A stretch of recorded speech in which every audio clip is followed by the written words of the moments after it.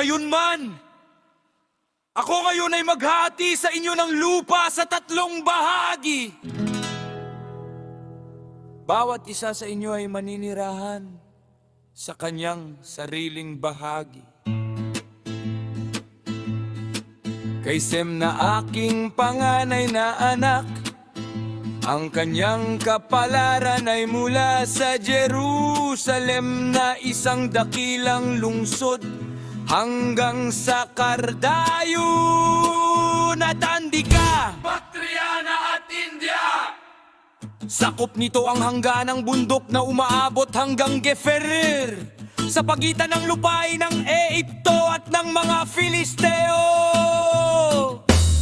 Sa aking susunod na anak na si Ham, ang kanyang bahagi ay mula sa Aris patungo sa timog, hanggang sa Fardundan at hanggang sa Gadurion at hanggang sa mga hangganan ng kanluran.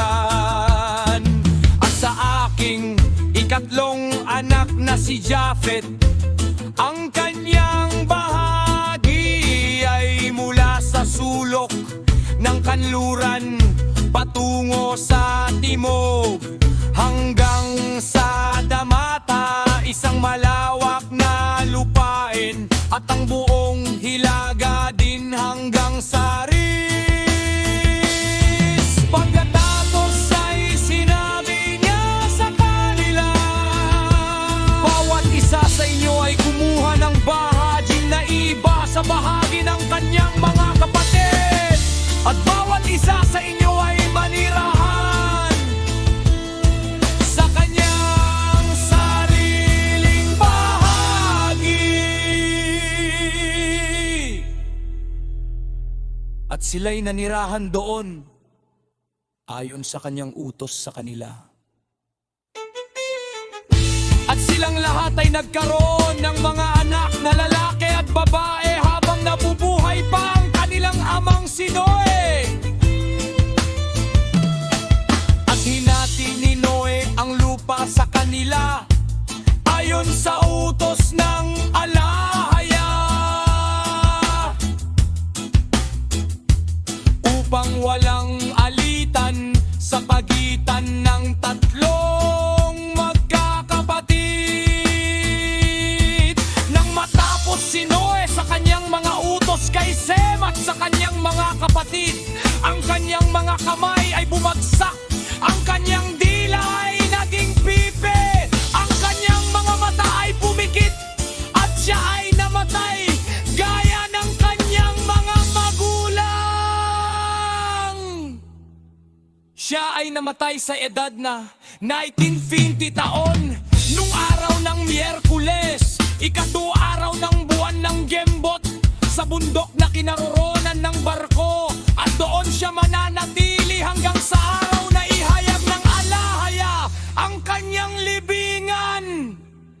At siya ay kanilang iniyakan ng 40th araw.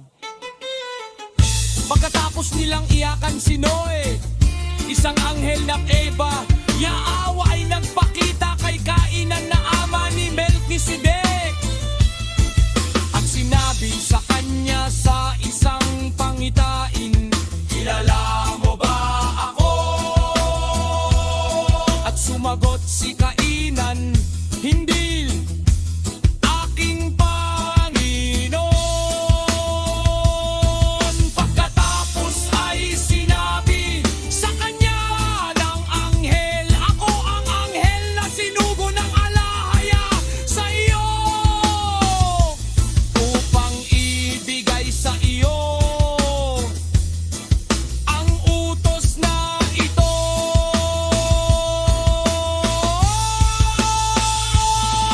At huwag mong labagin ang utos ng alahaya. Nang marinig ito ni Kainan mula sa anghel ng Diiba, Yaawa, siya ay namangha at sinabi sa kanya, magsalita ka!